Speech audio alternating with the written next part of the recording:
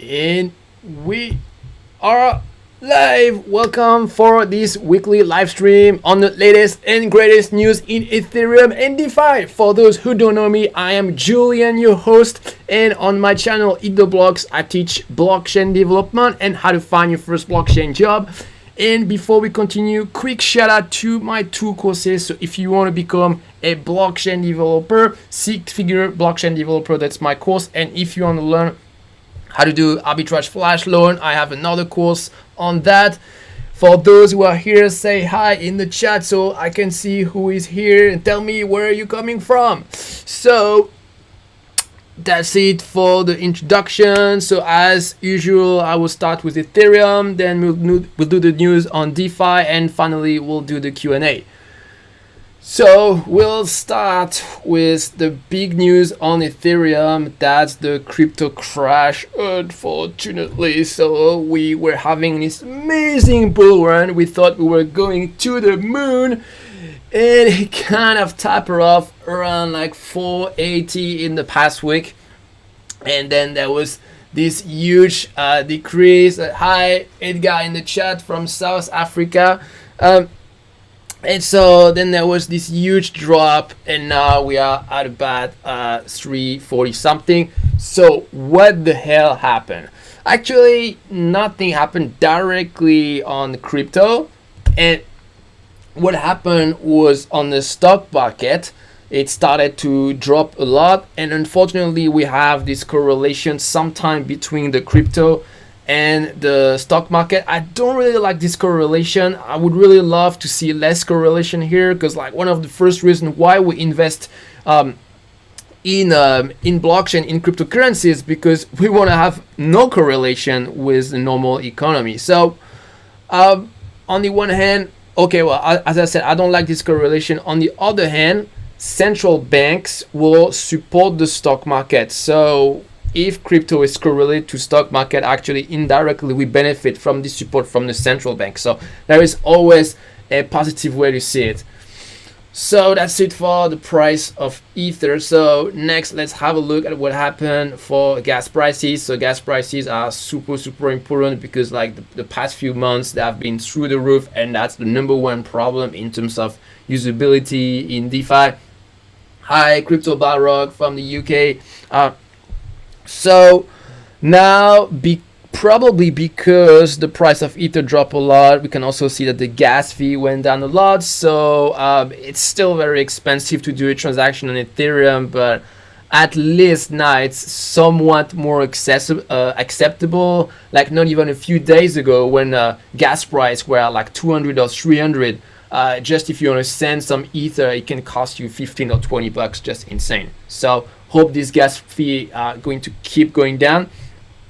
Talking of gas fee, there is this important use I saw. So apparently there are some Ethereum core developer who are discussing possible change in the gas rule to reduce the gas fee. So I'm gonna explain what it is exactly. So there is a feature in Ethereum that not many people knows, but so when you save data in smart contracts, you need to pay for some gas.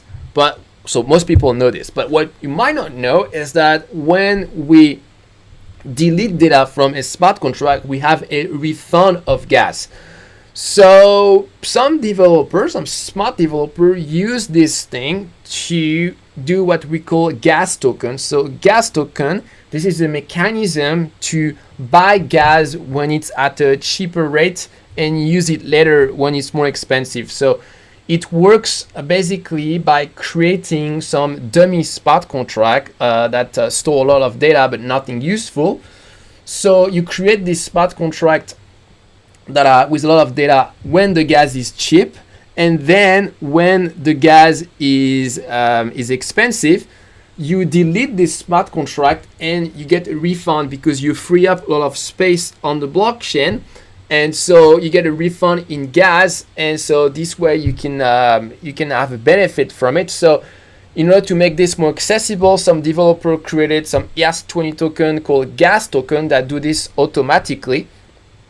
But the problem is that some developer realize that these gas tokens sometimes they take a lot of space on the blockchain and they contribute to make the gas price more expensive. So core developers are considering removing this refund gas feature of Ethereum. So that means that would potentially break the gas tokens.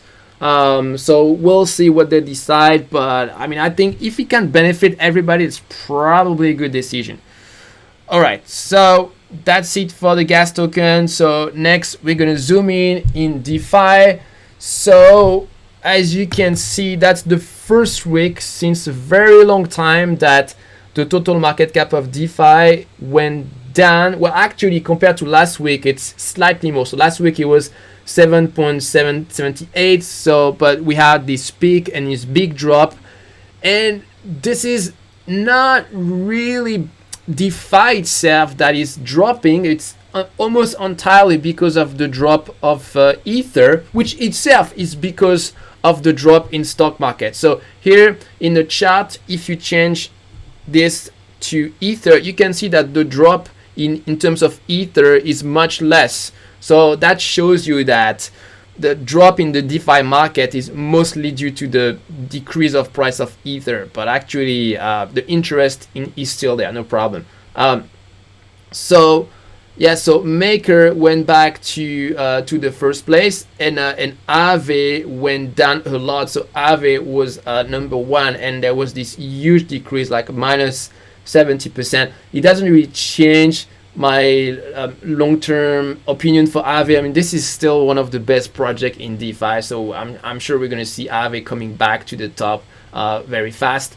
So let's not be too worried here. Next, let's see the situation for the price of the DeFi token. So here I'm using the page of CoinGecko. They have a page for DeFi token. So as you can see, that was really bad week for DeFi token. Like we are like minus 40% for some of these. That's pretty violent. It's probably going to continue as long as the decrease of Ether will continue.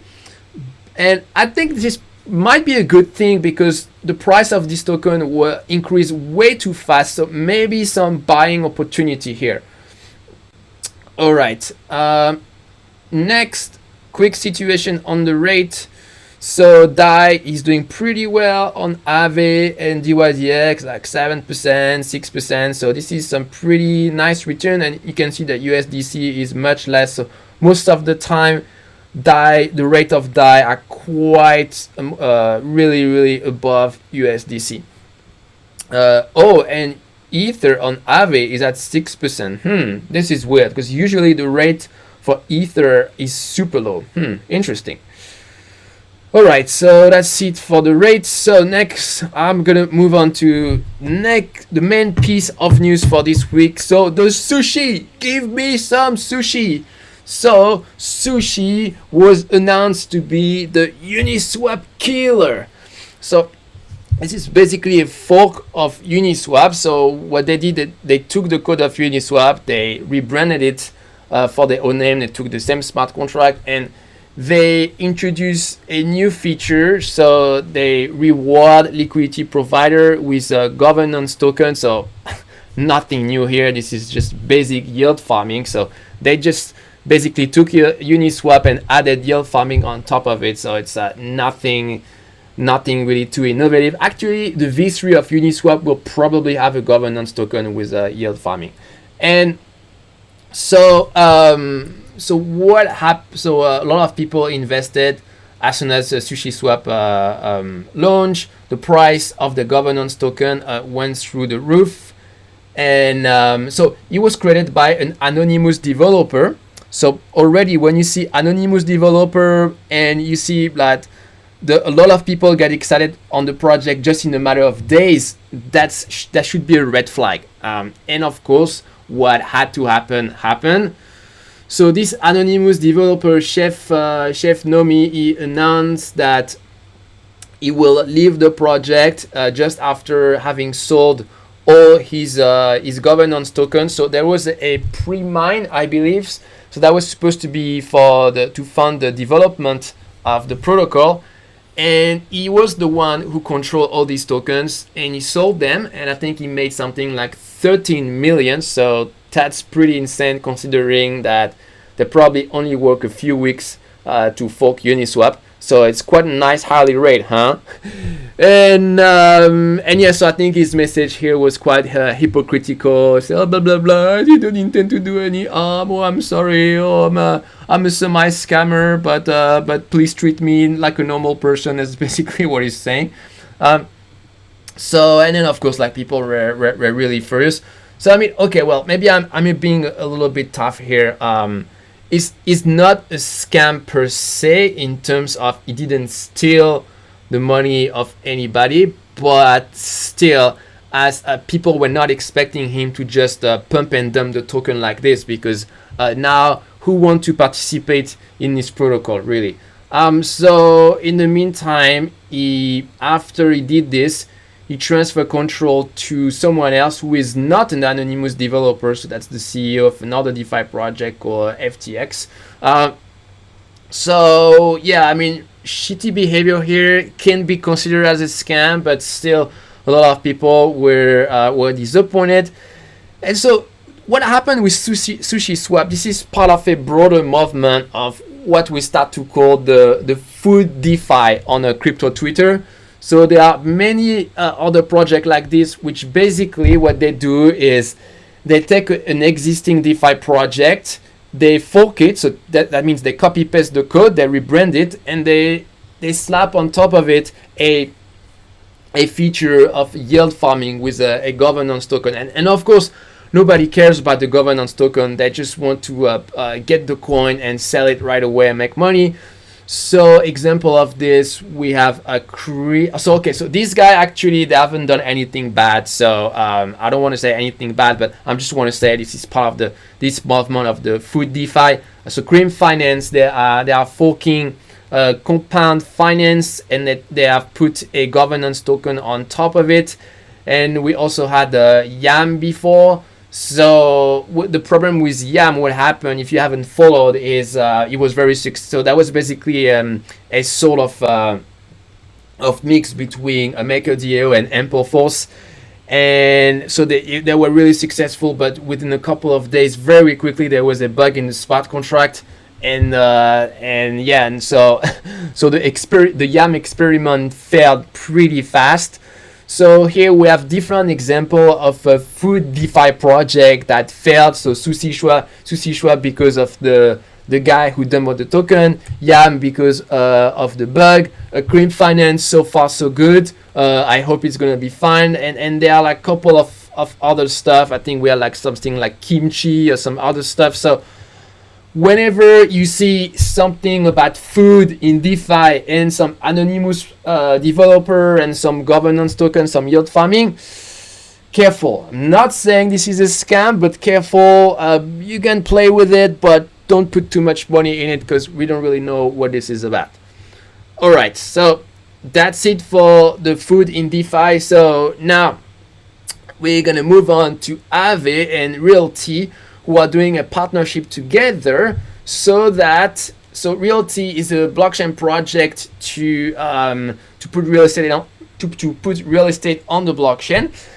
And so with this partnership, you'll be able to use your real estate as collateral with Aave. So that's I think that's pretty cool. We see this merger of the blockchain world with the real world. So I think that's really bullish for crypto, because a lot of people who have real estate now they can use their existing real estate to create to borrow token on the blockchain. So it will help to fuel the funding of DeFi. So that's awesome. Next, I want to move on to another cool news. Andre Conrad, the founder of Yearn Finance, so who is one of the most respected builder in the DeFi space. So he explained a new vault on Yearn Finance called yETH. So what is the thing? So Yearn Finance, if you never heard of this, that's a way to we call this a DeFi aggregator or yield and enhancer. So the idea is that there are many people who want to make money in DeFi, but they don't want to bother to study the different protocol. So on Yearn Finance, you can invest some stable coin like DAI or USDC, and Yearn Finance will automatically allocate your coin to the protocol that have the highest yield. So they are integrated with a couple of them. So on the lending side, your token can be lent on Aave, Compound, yETH, can also be invested as a liquidity provider on Uniswap, Balancer, and Curve. And on top of it, also you get the liquidity incentives. So if there is any yield farming on this protocol, then it also comes to boost your yield. And so far it was only possible to invest in this with a stable coin, but now you can invest in Ether.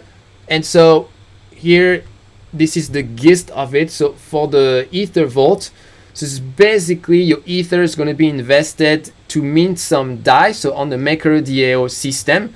So technically that means you borrow some DAI against your Ether. So maybe you have, let's say you have $150 of Ether, then you can borrow for $100 of DAI. And with this DAI is reinvested to the yDAI vault. So that's another vault of the Yearn Finance. And this vault, this is the one that will actually do the investment to the other DeFi protocol. So basically, yETH is a thin wrapper around yDAI. This is a convenience, but I think that's quite smart because there are a lot of people who are sitting on ETH and they couldn't use Yearn Finance, so it's going to increase the liquidity of Yearn Finance. So it's pretty smart. All right, so that's it for yETH. So next, I want to talk about the DeFi Composite Index of Binance. So here, this is an announcement of Binance who announced they were adding a few new tokens to this index. So the DeFi Composite Index of Binance, this is an investment product that allows you to invest in a basket of DeFi tokens in a very easy way. So you don't have to individually pick the different DeFi token that you want. You just invest in this index and you get an average of the yield of all these tokens. And technically this is what they call a perpetual contract. So that means you can have some leverage up to 50 leverage. So careful, because 50 leverage, that's really, really insane. You can lose your deposit really, really quickly. But I think that for people who want to invest in DeFi tokens and don't want to bother to do the transaction on the Ethereum blockchain, then they can go to Binance and you can save a lot on gas fee. And that's a very easy way to just collect the average yield of the market. So this way you are sure that it's going to be harder to make some mistakes. Probably on average, all of these tokens going to have a really nice return. So that's it for this, for DeFi and Ethereum. So now I'm going to focus on the news for developers. So there is a new version of Solidity, the programming language for smart contracts. So now we can write function at the file level. So this is called free function, and the idea is to replace libraries. So here in your file, you can write directly your function, and after that you can write several smart contracts that make use of this function. So this function cannot access directly the state variable of your smart contract. If you access this, then you need to pass a pointer like this. Otherwise, if this is for integer, then you can, and a simple variable, you can pass them directly. So yeah, new feature of Solidity. Next, we have news that there is a new maintainer for Web3.js. Web3.js, this is the most popular JavaScript library to interact with Ethereum.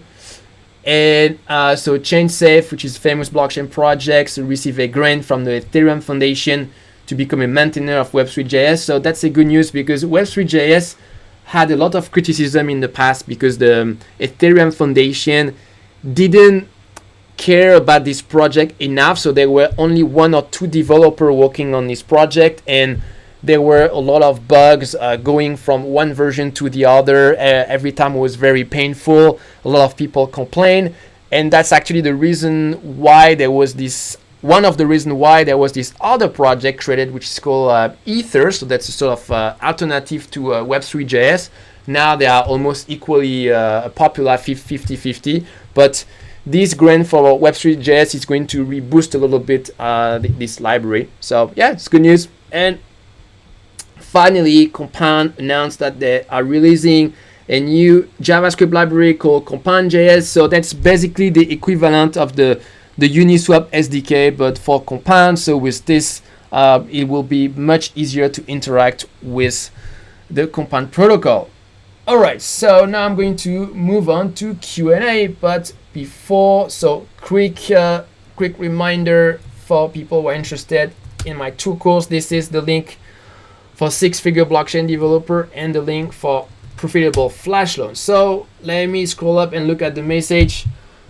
So Crypto Barrog asking me, would you consider doing more on NFT, how to code, how to deploy and market, maybe looking at the gaming community? Yeah, could look into this. Yeah, it's a good idea.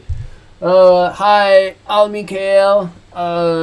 So Al Mikhail said, putting your house as collateral is scary. Yeah, of course, that's, but I mean, I don't think you do this in your if this is where you actually live.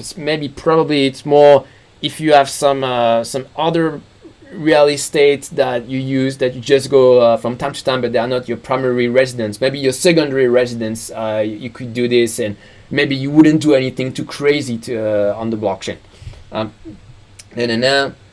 Young Sung Kim, hi from Japan, great live. Hey, thank you, Young. Then we have Tripati, hi. Thanks like this. Hi Julian, summer camp introduced me to this channel. Yeah, it's good. It's good. Yeah, summer is a good time to get into blockchain. So Abdul is saying, also I think Ethers 4.0 is the only word that support native apps. I think now we are at Ethers 5.0. I didn't know they support native app. Interesting. Abdul saying, I haven't had any luck with Web3 and native apps. I haven't tried, but I believe in you. I mean, yeah, doing native blockchain app, this is really something more advanced. Crypto Guts, yo, Crypto Barrock, Ratata or DJ Solar? I think you mean MC Solar. Do you mean the French, the French rapper? Yeah, MC Solar, yeah.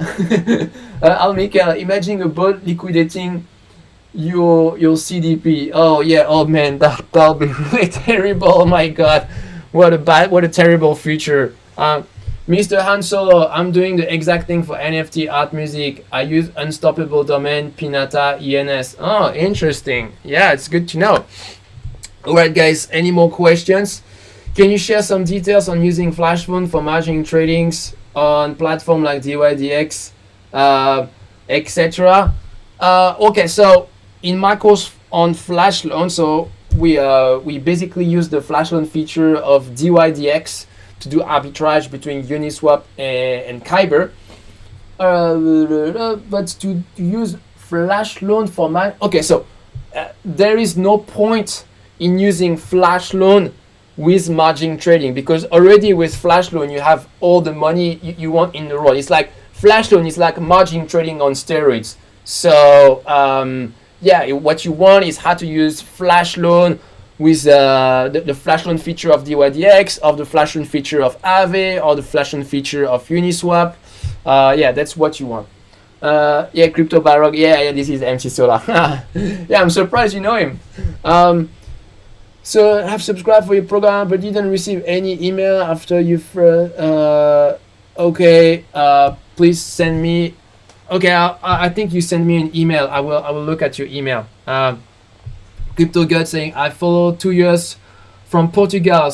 Wow, you've been following my channel for 2 years. Yeah, cheers to Crypto Gods. Yeah, this is awesome. I love when I meet people who've been following me for such a long time. Yeah. Crypty, are you on Julian Discord? Oh yeah, I think Crypto Barrog is talking of the private chat of the Eat the Block student. Yeah, so like when you take one of my course, a 6-figure blockchain developer, or the course on Flash Loan, then you get access to a private chat on Discord with all the other students. So that's pretty cool because that's pretty lively. Students help each other. They give each other new ideas. I'm always very surprised about the quality of my students. I mean, these guys are really smart, and yeah, it's super cool to hang out on the chat. And now Nino Nomad say, hey bro, hey Nino. All right, guys, any more question? No. All right, well, I think we're gonna wrap up here. So thanks everybody for coming here, and I'll see you soon on my channel for another video. Cheers, peace.